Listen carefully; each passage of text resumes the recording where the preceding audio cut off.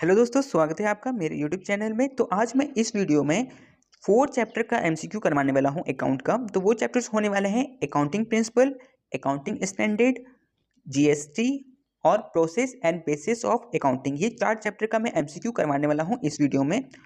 और मतलब टोटल मिला के वही 70 क्वेश्चंस होंगे जो कि आपके एग्जाम के पॉइंट ऑफ व्यू से बहुत इंपॉर्टेंट होने वाले हैं। तो एक एक करके हम लोग क्वेश्चन को सॉल्व करेंगे, ठीक है। तो चलिए देखते हैं। फर्स्ट क्वेश्चन पूछा गया है, अकाउंटिंग प्रिंसिपल्स आर। जो अकाउंटिंग प्रिंसिपल है वो मतलब उसे कौन बनाया है? तो वो मैन मेड है, उन्हें इंसानों ने ही बनाया है। क्या होता है कि जब हम लोग कोई बिजनेस करते हैं उसमें हम लोग को कोई भी काम जब करते हैं तो अच्छा लगता है कि हाँ ऐसे हम लोग करेंगे तो ये अच्छा रहेगा। तो वही चीज़ को हम लोग 4-5 लोगों से बातचीत करके और उसी को फिर हम लोग प्रिंसिपल्स बना लेते हैं, ठीक है। तो इसीलिए अकाउंटिंग प्रिंसिपल क्या है? मैन मेड है, ठीक है। चलिए आगे देखते हैं। 2 नंबर इसमें पूछा गया है accounting process is. Accounting process जो है वो क्या है? तो वो अकाउंटिंग साइकिल है, ठीक है। क्यों साइकिल है? क्योंकि अकाउंटिंग में क्या होता है कि एक के बाद एक हम लोग करते हैं। जैसे कि पहले जर्नल करते हैं, फिर लेजर करते हैं, फिर ट्रायल बैलेंस करते हैं, फिर प्रॉफिट एंड लॉस करते हैं। तो ये क्या है? एक तरह से ये अकाउंटिंग साइकिल बन जाता है। तो इसीलिए इसका जो करेक्ट आंसर होगा वो ए नंबर हो जाएगा, ठीक है।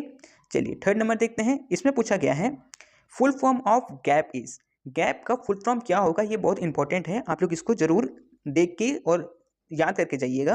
तो इसका फुल फॉर्म होता है जनरली एक्सेप्टेड अकाउंटिंग प्रिंसिपल। तो इसीलिए इसका करेक्ट आंसर हो जाएगा बी नंबर, ठीक है। चलिए 4 नंबर देखते हैं। 4 में पूछा गया है which form of accounting is adopted by a businessman. जो बिजनेसमैन होता है वो कौन सा अकाउंटिंग एडॉप्ट करता है? तो वो करता है फाइनेंशियल अकाउंटिंग, मतलब 20 का करेक्ट आंसर होगा, ठीक है। चलिए 5 नंबर देखते हैं। 5 में पूछा गया है the owner is considered as a creditor of the business. जो ऑनर होता है वो बिजनेस का क्या होता है? उसको हम लोग मानते हैं कि ऑनर जो है बिजनेस का क्रेडिटर है, ठीक है। तो ये किस कॉन्सेप्ट में ये बात बोला गया है? तो वो बोला गया है, देखिए यहाँ पर ना जो इसका सी होगा वो इसका करेक्ट आंसर होगा, लेकिन स्पेलिंग यहाँ पर मिस्टेक है। यहाँ पर होता है entity concept, business entity concept, ठीक है। तो यहाँ पर यूनिट कॉन्सेप्ट लिखा है, तो आप उसको ना चेंज करके और एंटिटी कॉन्सेप्ट कर लीजिएगा, ठीक है। चलिए 6 नंबर करते हैं। 6 में कहा गया है as per dual aspect concept.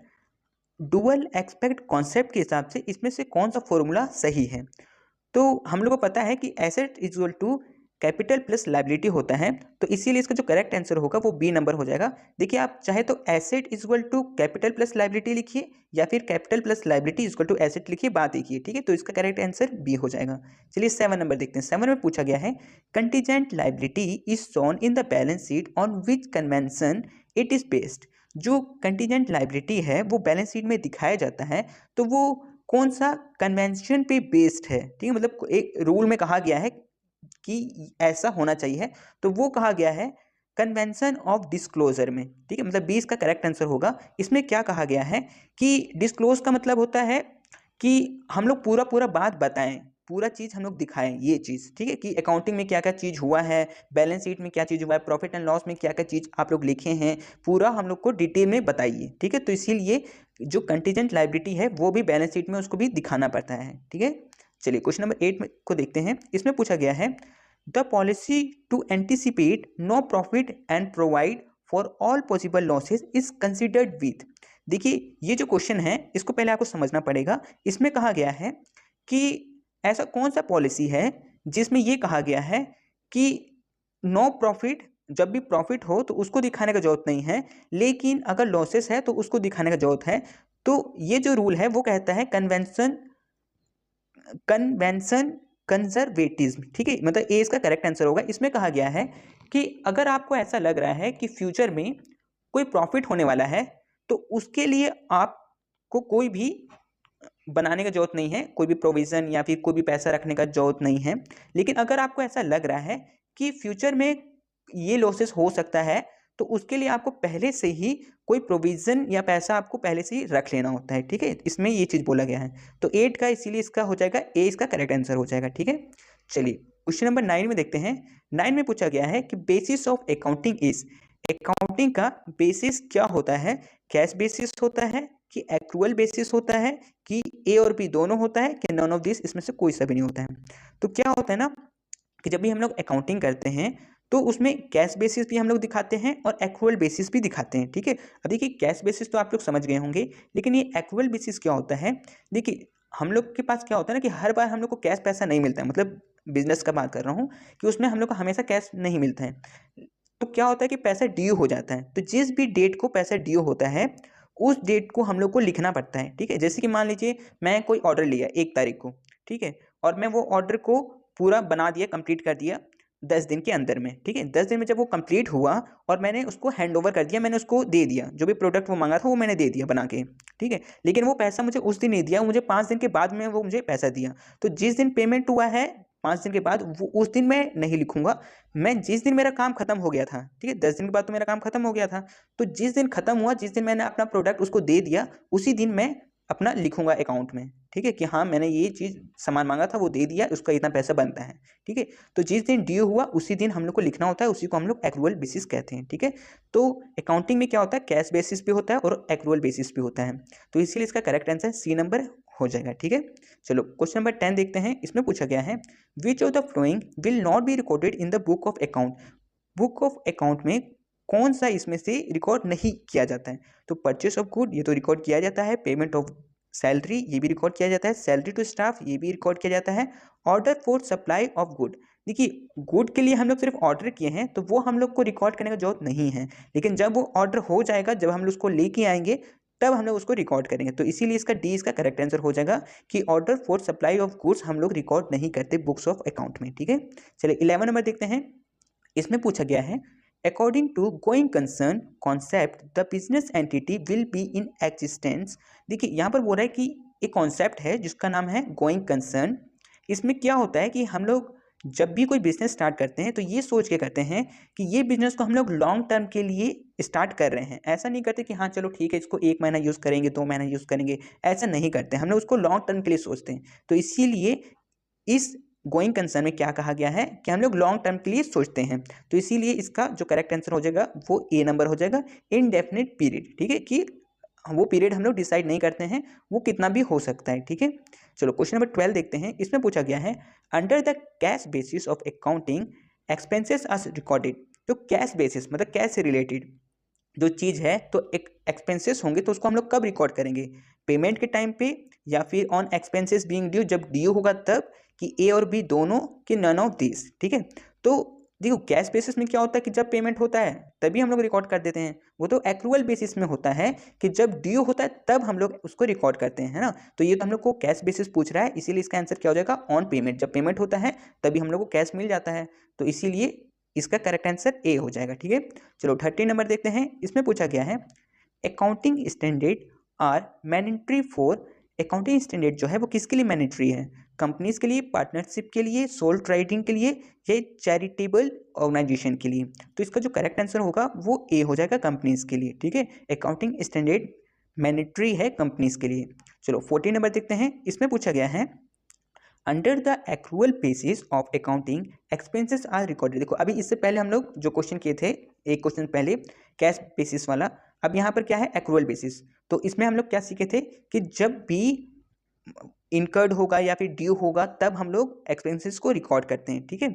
तो इसीलिए इसका आंसर क्या हो जाएगा कि ऑन बीइंग इनकर्ड, कि जब भी वो एक्सपेंस होगा तब हम लोग को वो रिकॉर्ड करना होगा, तो इसीलिए इसका करेक्ट आंसर हो जाएगा बी नंबर, ठीक है। चलो 15 नंबर देखते हैं। इसमें कहा गया है accounting for fixed asset, property, plant and equipment, ठीक है। तो ये हम लोग किस अकाउंटिंग स्टैंडर्ड में दिखाते हैं, ठीक है। तो ये हम लोग दिखाते हैं AS 10 में, मतलब बी इसका करेक्ट आंसर हो जाएगा। मतलब देखिए ये AS मतलब अकाउंटिंग स्टैंडर्ड, ये बहुत सारे होते हैं और इसी के अंडर में बातें लिखे होते हैं कि इसके अंडर में ये होता है, इसके अंडर में ये होता है, इस टाइप से। तो जो मैं यहाँ बता रहा हूँ ना, accounting for fix asset, property, plant and equipment, ये बातें, इनके बारे में जो बातें हैं वो लिखा हुआ है अकाउंटिंग स्टैंडर्ड 10 में, तो इसीलिए इसका आंसर बी नंबर हो जाएगा, ठीक है। चलिए 16 देखते हैं। इसमें पूछा है GST स्टैंड फॉर। GST का जो फुल फॉर्म होता है वो क्या होता है, तो वो होता है गुड्स एंड सर्विस टैक्स, तो इसीलिए इसका करेक्ट आंसर हो जाएगा C number, goods and service tax. चलिए 17 नंबर देखते हैं। इसमें पूछा गया है what is the full form of GST। GST का फुल फॉर्म क्या होता है, तो वही चीज़ गुड्स एंड सर्विस टैक्स, ठीक है, तो बी इसका करेक्ट आंसर हो जाएगा। चलिए 18 नंबर देखते हैं। 18 में पूछा गया है according to cost concept. Cost concept के हिसाब से हम लोग को बताना है कि asset are recorded at the lower of cost and market value. तो हम लोग एसेट को क्या मार्केट वैल्यू से मतलब कम में उसको रिकॉर्ड करते हैं? नहीं, ऐसा नहीं होता है। The asset are recorded by estimating the market value at the time of purchase. हम लोग जब परचेज करते हैं एसेट को, तब उस टाइम हम लोग उसको एस्टिमेट करते हैं क्या? नहीं, तो एस्टिमेट नहीं करते हैं। जिस प्राइस पे हम लोग खरीदते हैं उसी प्राइस को हम लोग रिकॉर्ड करते हैं। तो इसका जो सी आंसर है ना, वो इसका करेक्ट होगा। The asset are recorded at the price paid to acquire it. जब हम लोग उसको खरीदते हैं तभी उसी टाइम इसको रिकॉर्ड करते हैं, ठीक है। तो सी इसका करेक्ट आंसर हो जाएगा। चलिए 19 देखते हैं। In India the GST is a dual model of. जो जीएसटी है इंडिया में, वो डुअल मॉडल किसका है? तो वो है कनाडा का। तो इसीलिए इसका करेक्ट आंसर बी नंबर हो जाएगा। चलिए 20 नंबर देखते हैं। 20 में पूछा है depreciation accounting property plant and equipment, ठीक है। इसमें पूछ रहा है कि अगर प्रॉपर्टी प्लांट या इक्विपमेंट है तो ये सब का डेप्रिसिएशन का बाद किस अकाउंटिंग स्टैंडर्ड में लिखा गया है? तो वो लिखा गया है AS 10 में। अब देखिए, अब आप पूछिएगा कि AS 10 के बारे में तो आप पहले भी बताए थे, ठीक है। तो देखो, हम लोग उसमें भी वही बात किए थे कि प्रॉपर्टी प्लांट एंड इक्विपमेंट की बात किए थे, ठीक है। तो वही यहाँ पर भी डेप्रिसिएशन का बात हो रहा है, बस, है ना। तो बात ये है कि ये जो अकाउंटिंग स्टैंडर्ड है इसके बारे में वो AS 6 में लिखा हुआ था, ठीक है, पहले, ठीक है। लेकिन वो 2016 में शायद, हाँ 2016 में वो वहाँ से हट गया था, अकाउंटिंग स्टैंडर्ड 6 से हट गया था और फिर वो जाके AS 10 में हो गया था। तो इसीलिए इसका करेक्ट आंसर हो जाएगा AS 10, ठीक है। चलिए 21 का देखते हैं। इसमें पूछा गया है GST was implemented in India from. जो GST है वो इंडिया में कब इम्प्लीमेंट हुआ था? तो वो हुआ था 1 जुलाई 2017 को। तो डी इसका करेक्ट आंसर हो जाएगा, ठीक है। चलो 22 का देखते हैं। Income recognition. जो इनकम रिकॉग्नाइजेशन है वो उसका बात किस में कहा गया है? किस अकाउंटिंग स्टैंडर्ड में कहा गया है इनकम रिकॉग्नाइजेशन का? तो वो कहा गया है AS 9 में, ठीक है। तो AS 9 में इनकम के बारे में कहा गया है, तो इसीलिए इसका करेक्ट आंसर ए नंबर हो जाएगा। चलो 23 का देखते हैं। इसमें पूछा गया है GST is consumption of goods and service tax based on. तो GST है वो क्या है? गुड्स एंड सर्विस का टैक्स का कंजप्शन है, तो वो किस पे बेस्ड है? तो वो बेस्ड होता है डेस्टिनेशन पे। तो इसीलिए इसका करेक्ट आंसर हो जाएगा बी नंबर है, ठीक है। चलो 24 का देखते हैं। 24 में कहा गया है वैल्यूएशन ऑफ इन्वेंट्री। मतलब जो इन्वेंट्री का हम लोग, इन्वेंट्री मतलब स्टॉक मान लीजिए आप, तो स्टॉक का हम लोग जो वैल्यूएशन करते हैं उसके उसका बात ही कहाँ पर लिखा गया है? तो वो लिखा गया है अकाउंटिंग स्टैंडर्ड 2 में। तो डी इसका करेक्ट आंसर हो जाएगा, ठीक है। देखिए कुछ कुछ चीज़ें हैं, मतलब 1 से लेकर 10 तक अकाउंटिंग स्टैंडर्ड अगर आप याद करते हैं तो एग्जाम में इससे रिलेटेड 1-2 क्वेश्चन आ ही जाते हैं, ठीक है। तो इसीलिए मैं आपको ये वाला भी करवा दे रहा हूँ। चलिए आगे बढ़ते हैं। Question number 25। इसमें कहा गया है cash flow statement. Cash flow statement के बारे में ये आपको क्लास 12th में सबसे लास्ट चैप्टर आपका ये है, तो ये आपको पढ़ना है। तो इसके बारे में बात किस अकाउंटिंग स्टैंडर्ड में कहा गया है? तो वो कहा गया है अकाउंटिंग स्टैंडर्ड 3 में, ठीक है। तो इसका करेक्ट आंसर सी नंबर हो जाएगा, ठीक है। चलो क्वेश्चन नंबर 26 देखते हैं। 26 में कहा गया है when the accounting standard board was constituted in India by the institute of chartered accountants of India.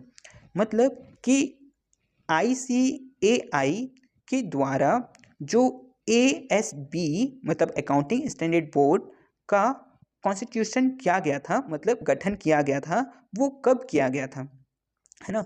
तो इसीलिए इसका आंसर हो जाएगा बी नंबर, अप्रैल 1977 में किया गया था, ठीक है। चलो 27 का देखते हैं। 27 में कहा गया है international accounting standard board establish in the year. इसमें इंटरनेशनल का बात कर रहा है, ठीक है। तो इंटरनेशनल अकाउंटिंग स्टैंडर्ड बोर्ड कब इस्टेब्लिश हुआ था, मतलब किस ईयर में इस्टेब्लिश हुआ था? तो वो हुआ था 2001 में। तो इसीलिए इसका करेक्ट आंसर बी नंबर हो जाएगा, ठीक है। चलो क्वेश्चन नंबर 28 देखते हैं। इसमें पूछा गया है following are the objectives of accounting standard. Accounting standard का ऑब्जेक्टिव क्या है, ठीक है, उसका उद्देश्य क्या है अकाउंटिंग स्टैंडर्ड का, AS का? तो वो है, चलो तो उसमें देखते हैं ऑप्शन में, to help the auditor in the audit of account, या फिर बी नंबर देखते हैं to resolve the financial conflict easily, C देखते हैं to make financial statement more meaningful and comparable, है ना। तो ये जो सी है ये इसका करेक्ट आंसर होगा कि जो फाइनेंशियल स्टेटमेंट है उसको और ज़्यादा मीनिंगफुल बनाना और कंपेरेबल बनाना, मतलब उसको हम लोग कंपेयर कर सके पिछले साल के बैलेंस शीट से या फिर पिछले साल जो भी फाइनेंशियल स्टेटमेंट था उससे, ठीक है। तो इसीलिए इसका करेक्ट आंसर सी नंबर हो जाएगा। चलो 29 देखते हैं। 29 में पूछा गया है, under the company act all company are required to maintain their account according to. Company act के अनुसार हम लोग से ये पूछा है कि जितनी भी कंपनियां हैं उनको कहा गया है कि आप जो अपना बुक्स ऑफ अकाउंट जो रिकॉर्ड करते हैं आप, वो आप कैसे मेंटेन करिए, कैश बेसिस से मेंटेन करिए कि एक्रूअल बेसिस से, कि या फिर कैश या फिर एक्रूअल या फिर नन ऑफ। तो इसमें से जो करेक्ट आंसर होगा वो बी होगा, एक्रूअल बेसिस, कि आप लोग का जब भी ड्यू हो रहा है उसी टाइम आपको रिकॉर्ड करना है, ठीक है। ये कंपनी एक्ट कहता है, तो इसीलिए इसका करेक्ट आंसर हो जाएगा बी, एक्रूअल बेसिस। चलो 30 नंबर देखते हैं। इसमें पूछा गया है, adopting of accounting standard are mandatory for. देखो अकाउंटिंग स्टैंडर्ड जो है उसको एडॉप्ट जो किया जाता है तो वो किसके द्वारा मतलब किया जाता है, मैंडेटरी है, मतलब उसको करना ही करना है, एडॉप्ट करना ही करना है, तो ये कंपनी के लिए होता है। तो इसका सी इसका करेक्ट आंसर हो जाएगा, फॉर द कंपनी। कंपनी को अकॉर्डिंग टू अकाउंटिंग स्टैंडर्ड के हिसाब से ही उसको करना होता है, ठीक है। चलिए 31 देखते हैं। इसमें पूछा गया है, income is measured on the basis of. जो इनकम है उसको हम लोग कैसे मेजर करते हैं, ठीक है। तो इसका जो करेक्ट आंसर होगा वो हो जाएगा ए नंबर, मैचिंग कॉन्सेप्ट। अभी मैचिंग कॉन्सेप्ट क्या कहता है ना, कि जो भी हम लोग का इनकम हुआ है और जो भी हम लोग का एक्सपेंस हुआ है उसको क्या करना है, मैच करना है, ठीक है। कि जैसे कि हम लोग जितना भी यूनिट हम लोग बेचे हैं उतना बेचने पे हम लोग को जो इनकम हुआ है, तो वो इनकम जो है वो उसी चीज़ को खरीदने में कितना लगा था, मतलब 5 यूनिट अगर हम लोग का बिका है और उससे हम लोग को इनकम हुआ है तो उसको खरीदने में हम लोग को कितना खर्चा हुआ था, ठीक है। सेम यूनिट पे बात होता है, तो वही इसका मैचिंग कॉन्सेप्ट कहता है, ठीक है। तो इनकम को हम लोग कैसे मेजर करते हैं, on the basis of matching concept पे। तो ए इसका करेक्ट आंसर हो जाएगा। 32 में पूछ रहा है, stages in accounting process are. Stage accounting process का स्टेजेस कितने होते हैं वो पूछ रहा है, तो सी इसका करेक्ट आंसर हो जाएगा 4। तो वो 4 कौन कौन से होते हैं, तो वो स्टेजेस होते हैं, जर्नल, जर्नल से फिर लेजर, लेजर से ट्रायल बैलेंस और ट्रायल बैलेंस से प्रॉफिट एंड लॉस, ठीक है। मतलब फाइनेंशियल स्टेटमेंट में वो चला जाता है, ठीक है। तो 4 स्टेजेस एक प्रोसेस होता है, ठीक है। चलो 33 देखते हैं। The system of recording transaction based on dual concept is called. जो रिकॉर्डिंग ट्रांजेक्शन होता है सिस्टम का डुअल कॉन्सेप्ट पे, उसको हम लोग क्या कहते हैं, तो उसको हम लोग कहते हैं डबल अकाउंटिंग सिस्टम, ठीक है। तो ए इसका करेक्ट आंसर हो जाएगा। चलिए 34 देखते हैं। इसमें पूछ रहा है कि accounting standard in India are issued by. जो अकाउंटिंग स्टैंडर्ड है इंडिया का उसको कौन इशू करता है, तो वो इशू करता है institute of chartered accountants of India, मतलब सी इसका करेक्ट आंसर हो जाएगा, ठीक है।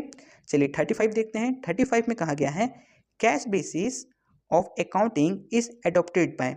ठीक है, जो कैश बेसिस है उस अकाउंटिंग का उसको किसने अडॉप्ट किया हुआ है, तो प्रॉफिट मेकिंग ऑर्गेनाइजेशन की नॉट फॉर प्रॉफिट ऑर्गेनाइजेशन, या बोथ, या नन ऑफ दिस। तो इसका जो करेक्ट आंसर होगा वो बोथ हो जाएगा। कैश बेसिस तो दोनों के लिए ओके है, प्रॉफिट मेकिंग के लिए भी और नॉट फॉर प्रॉफिट मेकिंग के लिए भी, ठीक है। तो इसीलिए इसका जो करेक्ट आंसर होगा वो सी नंबर हो जाएगा। लेकिन अगर वही चीज़ यहाँ पर अगर पूछा होता है कि एक्रूअल बेसिस ऑफ अकाउंटिंग किसके लिए अडॉप्ट किया गया है, तो वो तो प्रॉफिट मेकिंग ऑर्गेनाइजेशन के लिए ही है कि जब पैसा ड्यू होगा तभी आपको करना है, उधारी नहीं करना है। लेकिन नॉट फॉर प्रॉफिट ऑर्गेनाइजेशन में तो उधारी का कोई बनता ही नहीं है, बात है ना, तो इसीलिए उसके लिए अलग था और इसके लिए अलग है, ठीक है। तो ये समझ गए हो। तो क्वेश्चन नंबर 36 में पूछा गया है, how many सेसेस did GST replace. जो जीएसटी है, जीएसटी के आने के बाद में कितने सेसेस हटा दिए गए थे, तो इसका करेक्ट आंसर होगा बी नंबर 23, ठीक है। चलो 37 देखते हैं। 37 में पूछा गया है, accounting principles generally based on. जो अकाउंटिंग प्रिंसिपल है वो किस पे बेस्ड होते हैं, सब्जेक्टिवली बेस्ड होते हैं, कि प्रैक्टिसिबिलिटी होते हैं, कि कन्वेंशंस इन रिकॉर्डिंग होते हैं, कि इमेजिनेशन पे होते हैं। तो वो होते हैं बी नंबर ऑन प्रैक्टिसिबिलिटी पे। हम लोग प्रैक्टिस करते हैं और फिर अगर हम लोग को अच्छा लगता है तो हम लोग कुछ लोगों से बात करते हैं और तब उसको अकाउंटिंग प्रिंसिपल बनाते हैं, ठीक है। चलो अब आगे बढ़ते हैं 38 पे। तो 38 पे पूछ रहे हैं, provisions for discount is made due to concept of. ठीक है, इसमें पूछ रहा है कि जो प्रोविजन फॉर डिस्काउंट जो होता है वो किस कॉन्सेप्ट पे है, तो वो होता है कंजर्वेटिव कॉन्सेप्ट पे। तो इसका मतलब इसका करेक्ट आंसर हो जाएगा ए नंबर, कंजर्वेटिव कॉन्सेप्ट, ठीक है। चलिए 39 नंबर देखते हैं। 39 में पूछा गया है fix asset are always valued. Fix asset का जो वैल्यू होता है वो किस पे होता है, तो वो कॉस्ट प्राइस पे ही होता है ना, तो इसीलिए इसका जो करेक्ट आंसर होगा वो B number at cost price हो जाएगा। चलिए 40 नंबर में पूछा गया है the number of accounting standard issued by the institute of chartered account of. ठीक है, इसमें पूछा गया है कि जो अकाउंटिंग स्टैंडर्ड है जो कि ICAI ने बनाया है, तो वो कितना बनाया है, मतलब कितने अकाउंटिंग स्टैंडर्ड हम लोग पढ़ेंगे, है ना। तो इसका जो करेक्ट आंसर होगा वो 32 हो जाएगा, मतलब सी इसका करेक्ट आंसर कि टोटल अकाउंटिंग स्टैंडर्ड कितना है, 32 है। ठीक है, चलिए 41 देखते हैं। 41 में पूछा गया है first step in accounting process is. Accounting process का सबसे पहला स्टेप क्या है, तो वो होता है कि हम लोग जो ट्रांजेक्शन है उसको आइडेंटिफाई करें, तो इसीलिए इसका जो करेक्ट आंसर है वो सी नंबर हो जाएगा। ठीक है, चलो 42 देखते हैं। इसमें पूछा गया है how many state level indirect tax did GST replace. देखिए GST के आने के बाद में ना बहुत सारे पहले में टैक्स लगते थे, तो वो टैक्स को हटा के फिर GST को लगाया गया है। तो पहले कितने स्टेट, देखिए यहाँ पे लिखा हुआ है स्टेट लेवल, है ना, स्टेट लेवल में कितने ऐसे इनडायरेक्ट टैक्स लगते थे जो कि GST के आने के बाद में रिप्लेस हो गए, हट गए। ठीक है, तो इसका जो करेक्ट आंसर होगा वो 7 हो जाएगा, ए नंबर। ठीक है, चलो 43 देखते हैं। 43 में बोला गया है how many main elements are of GST। GST के कितने मेन एलिमेंट हैं, तो जो GST है ना वो 3 तरीके के होते हैं। ठीक है, जो कि लगते हैं, तो उसमें से एक होता है SGST, एक होता है CGST, एक होता है IGST। ठीक है, तो ये 3 तरीके के होते हैं एलिमेंट, तो इसीलिए इसका करेक्ट आंसर हो जाएगा 3 नंबर। ठीक है, मतलब सी नंबर। चलिए 44 देखते हैं। 44 में पूछा गया है state taxes which are included in GST is included in. ठीक है, हम लोग को टैक्सेस के बारे में बताना है जो कि GST में इंक्लूडेड है। ठीक है, तो वो VAT मतलब value added tax, B purchases tax, luxury tax या ऑल ऑफ दिस। तो ये जो तीनों टैक्स है ना, वैट, परचेस और लग्जरी, ये तीनों टैक्स GST में अब मिल गया है। ठीक है, तो इसीलिए इसका आंसर होगा ऑल ऑफ दिस। चलिए 45 का देखते हैं। 45 में पूछा गया है the benefit of accounting standard are. इसमें पूछा गया है कि जो बेनिफिट है अकाउंटिंग स्टैंडर्ड का वो इसमें से क्या क्या है, तो वो कंसिस्टेंसी ऑफ फाइनेंशियल स्टेटमेंट, कि जो फाइनेंशियल स्टेटमेंट जो हम लोग बनाते हैं सबसे लास्ट में profit and loss, balance sheet, ये सब ट्रेडिंग अकाउंट, ये सब जो बनाते हैं उसका कंसिस्टेंसी के लिए, या फिर to improve the reliability and authority of financial statement. ठीक है, तो इसका जो करेक्ट आंसर होगा वो ए और बी दोनों होगा, तो इसीलिए इसका करेक्ट आंसर सी हो जाएगा, बोथ ऑफ द अबव। ठीक है, चलिए 46 का देखते हैं। इसमें पूछा गया है double entry system originated in, कि जो डबल एंट्री सिस्टम है वो कहाँ ऑरिजिनेट हुआ था, तो वो हुआ था इटली में। ठीक है, तो इसीलिए इसका करेक्ट आंसर इटली मतलब सी नंबर हो जाएगा। ठीक है, चलिए 47 का देखते हैं। 47 ने पूछा है the importance of accounting concept is. Accounting concept किसके लिए इंपॉर्टेंट है, तो वो इन्वेस्टर के लिए भी है, अकाउंटेंट के लिए भी है, ऑडिटर के लिए भी है, तो इसीलिए इसका correct answer D number all of these हो जाएगा। ठीक है, चलिए 48 देखते हैं। 48 में पूछा गया है accounting standard 16 is related to. जो अकाउंटिंग स्टैंडर्ड 16 है वो किससे रिलेटेड है, तो वो रिलेटेड होता है बोरोइंग कॉस्ट से, तो इसीलिए इसका जो करेक्ट आंसर होगा वो डी नंबर हो जाएगा। ठीक है, चलिए 49 देखते हैं। 49 में पूछा गया है income is measured on the base. देखिए ये तो वही इससे पहले यही सेम क्वेश्चन में करवाया था। ठीक है, तो वही इसका जो करेक्ट आंसर कौन सा था, मैचिंग कॉन्सेप्ट, तो वही इसका भी हो जाएगा सी नंबर, मैचिंग कॉन्सेप्ट, ये तो करवा दिया था मैं। चलिए 50 नंबर देखते हैं। 50 में पूछा गया है how many central indirect tax did GST replace. जो GST के आने के बाद में सेंट्रल के, देखिए इससे पहले जो मैं करवाया था वो स्टेट का करवाया था, है ना, स्टेट के इनडायरेक्ट टैक्स को GST ने हटाया था। अब सेंट्रल के टैक्स जो लगते थे पहले, वो कितने टैक्स लगते थे कि GST के आने के बाद में वो हट चुके हैं। ठीक है, तो इसका जो करेक्ट आंसर होगा वो 8 हो जाएगा, सी इसका करेक्ट आंसर होगा। ठीक है, चलिए 51 देखते हैं। इसमें पूछा गया है how many types of consistency describe Kohler. तो कोल्हर जो थे उन्होंने कितने कंसिस्टेंसी को डिस्क्राइब किया था, तो उन्होंने 3 डिस्क्राइब किया था, है ना, तो इसीलिए इसका जो करेक्ट आंसर है वो सी नंबर हो जाएगा 3। चलिए 52 देखते हैं। इसमें पूछा गया है the primary quality that make accounting information useful for decision making are. जो पहला क्वालिटी जो मतलब प्राइमरी मतलब स्टार्टिंग क्वालिटी जो होता है वो अकाउंटिंग इंफॉर्मेशन का डिसीजन मेकिंग के लिए वो कौन सा होता है, ठीक है। तो इसमें से relevance and free for bias, reliability and comparability, C comparability and consistency और नन ऑफ दिस। तो इसमें से जो करेक्ट आंसर होगा वो बी हो जाएगा, रिलायबिलिटी एंड कंपेरेबिलिटी। मतलब रिलाई कर सके हम लोग, जैसे कि अगर कोई हम लोग अकाउंटिंग स्टैंडर्ड बना रहे हैं तो वो अच्छा बनना चाहिए, लोग उस पर विश्वास करें इस टाइप से, ठीक है, विश्वास लायक होना चाहिए। और कंपेरेबिलिटी मतलब कंपेयर, किसी से कंपेयर अगर करना हो तो हम लोग उसे कंपेयर करने में भी ईजी हो, ठीक है, तो वैसा होना चाहिए। तो इसीलिए इसका करेक्ट आंसर हो जाएगा बी नंबर। चलिए 53 देखते हैं। 53 में पूछा गया है कि accounting standard are useful. Accounting standard जो है वो किसके लिए यूजफुल है, तो वो गवर्नमेंट के लिए भी है, इन्वेस्टर के लिए भी है, ऑडिटर के लिए भी है। तो इसीलिए इसका correct answer all of these हो जाएगा, ठीक है। चलिए 54 देखते हैं। 54 में पूछा गया है कि according accounting standard ensure financial statement to be, ठीक है, कि इसमें पूछ रहा है कि जो अकाउंटिंग स्टैंडर्ड है वो क्या एंश्योर करता है कि फाइनेंशियल स्टेटमेंट जो है वो कैसा हो, ठीक है, ताकि मतलब विश्वास हो सके, ठीक है, ऐसे लाइक। तो उसमें कंसिस्टेंसी भी होना चाहिए, क्रेडिटेबिलिटी भी होना चाहिए, रिलायबिलिटी भी होना चाहिए। तो इसीलिए इसका करेक्ट आंसर क्या होगा, D number all of this हो जाएगा, ठीक है। चलो 55 देखते हैं। इसमें क्या पूछ रहा है, how many indirect taxes did GST replace, ठीक है, इसमें पूछ रहा है कितने इनडायरेक्ट टैक्स को जीएसटी ने रिप्लेस किया है, ठीक है।